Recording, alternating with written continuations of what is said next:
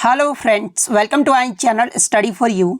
सो guys, जैसा कि आज जो आपका एसएससी स्टेनोग्राफर का 17 नवंबर का फर्स्ट शिफ्ट का एग्ज़ाम हो गया दोस्तों, जिसका जो है मैं आपको बिल्कुल 100% एक्यूरेट आंसर के साथ जो है इस वीडियो में बताऊंगा। तो देख लेते हैं कि किस प्रकार के जो है आज आपके 17 नवंबर के फर्स्ट शिफ्ट के एग्ज़ाम में जो है प्रश्न पूछे गए हैं। उससे पहले एक बात और दोस्तों, कि जिन्होंने भी अगर चैनल को सब्सक्राइब नहीं किया है तो एसएससी स्टेनोग्राफर से रिलेटेड पल पल की अपडेट के लिए जो है चैनल को सब्सक्राइब जरूर कर दीजिएगा। और बगल में ही आपको एक बेल आइकन यानी घंटे का निशान भी दिख रहा होगा, तो आप उसे भी जो है जरूर प्रेस कर दीजिएगा। तो चलिए वीडियो को स्टार्ट करते हैं। तो आज का जो आपका पहला क्वेश्चन आया था कि शुंग वंश का संस्थापक कौन था, यानी शुंग वंश को जो है किसने शुरू किया था। तो देखिए, शुंग वंश की जो स्थापना है ना, ये 185 ईसा पूर्व में मौर्य साम्राज्य के अंतिम राजा बृहदत्त को मारकर जो है पुष्यमित्र शुंग ने किया था। तो पुष्यमित्र शुंग आपका करेक्ट आंसर होगा। बात कर ले शुंग वंश का राजधानी कहाँ पर था, तो ये पाटलिपुत्र और विदिशा में था। तो ये फैक्ट भी आपको ध्यान में रखना है। नेक्स्ट क्वेश्चन आपका यहाँ पर आया था कि भारत में आर्थिक सुधार 1991 के दौरान प्रधानमंत्री जो है ये कौन थे। तो देखिए, भारत में आर्थिक सुधार 1991 में संरचनात्मक समायोजन कार्यक्रम के रूप में जो है वो शुरू किया गया था, और इसे जो है तत्कालीन प्रधानमंत्री नरसिम्हा रॉय के द्वारा जो है वो शुरू किया गया था। तो नरसिम्हा रॉय आपका यहाँ पे करेक्ट आंसर होगा। नेक्स्ट क्वेश्चन आपका यहाँ पर आया था कि 86वां संविधान संशोधन ये जो है कब लागू हुआ था।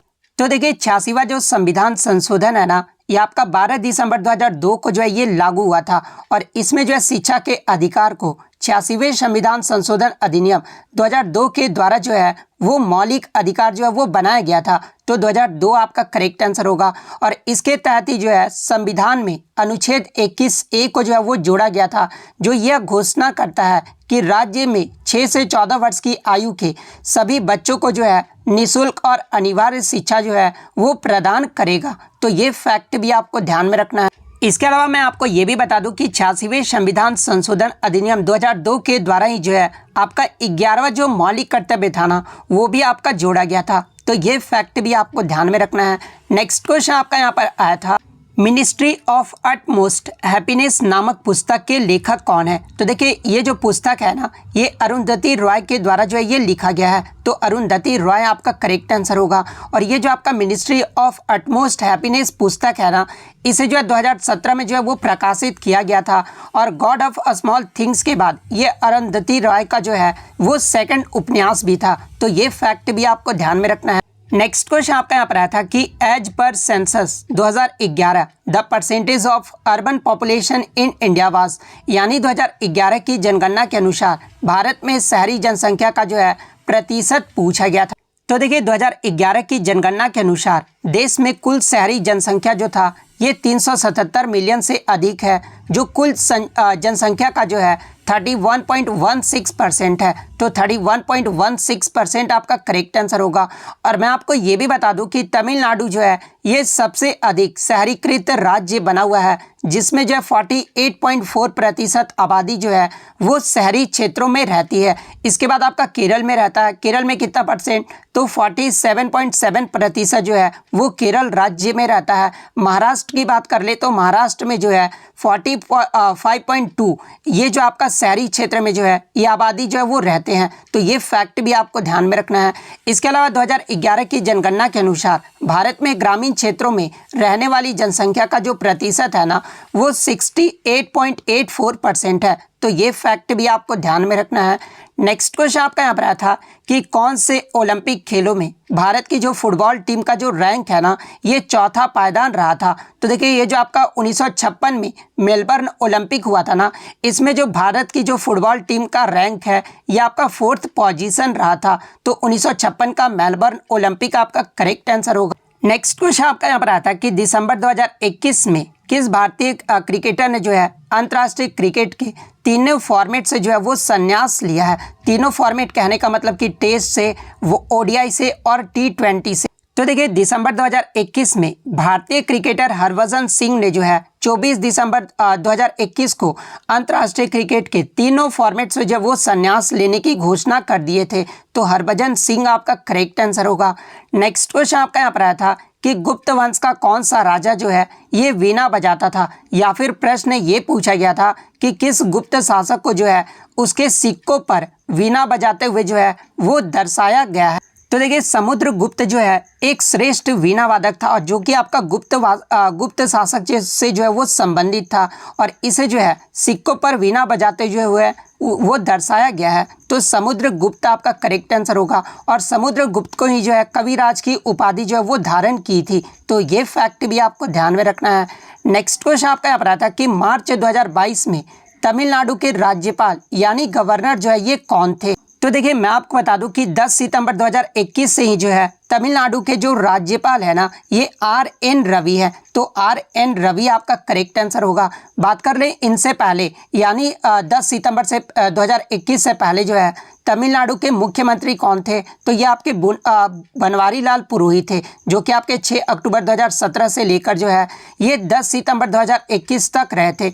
बात कर ले वर्तमान में तमिलनाडु के मुख्यमंत्री कौन है, तो ये आपके MK स्टालिन है। MK स्टालिन का अगर पूरा नाम की बात कर ले तो इनका जो पूरा नाम है ना वो मुथुवेल करुणानिधि स्टालिन है, और ये जो है 7 मई 2021 से जो है ये आपके जो है तमिलनाडु के मुख्यमंत्री हैं, और ये जो है तमिलनाडु के 8वें मुख्यमंत्री के रूप में जो है वो शपथ लिए हैं। इसके अलावा बात कर ले कि MK स्टालिन ये जो है किस पार्टी से जो है बिलोंग करते हैं, तो ये आपके द्रविड़ मुनेत्र कड़गम पार्टी से जो है ये आपके बिलोंग करते हैं। तो ये फैक्ट भी आपको ध्यान में रखना है।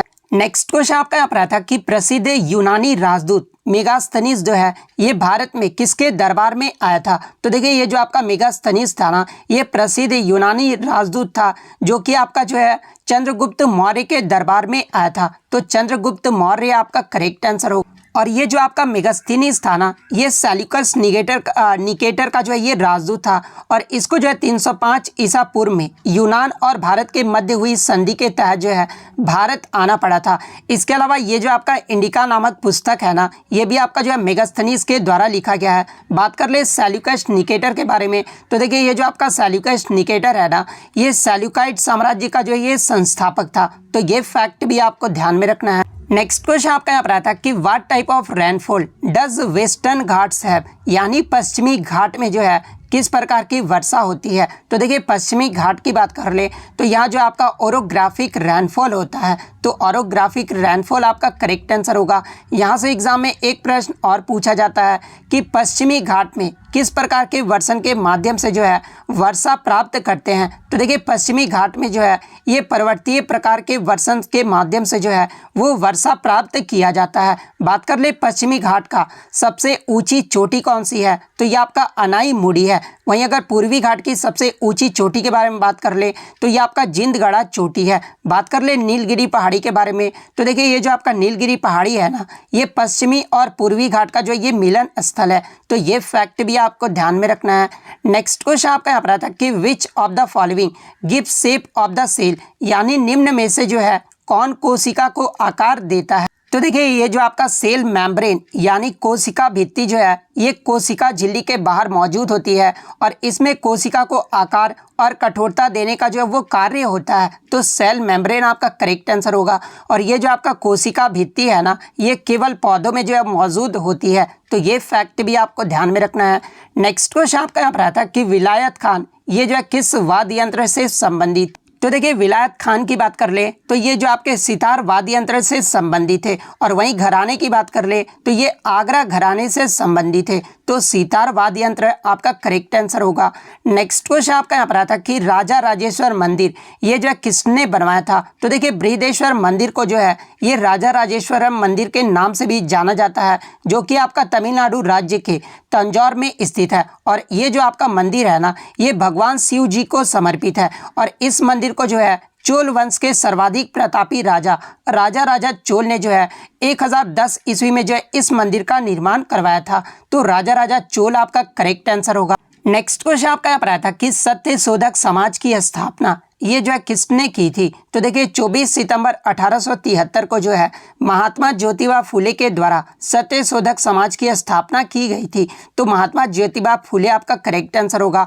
और इसका प्रमुख उद्देश्य क्या था, तो ये जो आपका वंचित वर्ग को भी जो है मुख्य धारा से जोड़ना, इसका जो है प्रमुख उद्देश्य था। तो ये फैक्ट भी आपको ध्यान में रखना है। नेक्स्ट क्वेश्चन जो कुछ मुझे अस्पष्ट रूप से मिले हैं, आप कमेंट करके बताइएगा ये एग्जैक्टली यहाँ से क्या प्रश्न पूछा गया था, ताकि मैं ऑल शिफ्ट में जब आपको प्रश्न लेकर आऊँ तो इन सभी प्रश्नों को जो है वो इंक्लूड कर दूँ। जैसे कि एक प्रश्न आपका आया था कि लाइसोसोम पे जो है आपका क्वेश्चन आया था। अब ये प्रश्न मुझे नहीं मिल पाया, लेकिन लाइसोसोम को जो है आत्महत्या की थाली भी जो है वो कहा जाता है। इसके अलावा एक आपका हार्मोन पे जो है क्वेश्चन पूछा गया था। इसके अलावा 26 जनवरी 2022 पे जो आपका एक क्वेश्चन पूछा गया था, एग्जैक्टली क्या प्रश्न था आप कमेंट करके बताइएगा। उसके बाद जो आपका एक नॉर्थ ईस्ट का जो है फेस्टिवल दिया गया था। अब नॉर्थ ईस्ट का जो है कौन सा फेस्टिवल का नाम दिया गया था, वो नाम जो आप कमेंट करके ज़रूर बताइएगा। इसके अलावा मैं आपको बता दूँ कि आपकी रीजनिंग जो आई थी ना, वो आपका ईजी आ रहा है। इंग्लिश में जो आपके डायरेक्ट, इनडायरेक्ट एंड नरेशन से जो है भर भर के क्वेश्चन आ रहे हैं। ये जो है बच्चों के द्वारा जो है वो प्रश्न जो है वो बताए गए हैं। तो अगर वीडियो अच्छी लगी हो तो वीडियो को जो है लाइक जरूर कर दीजिएगा।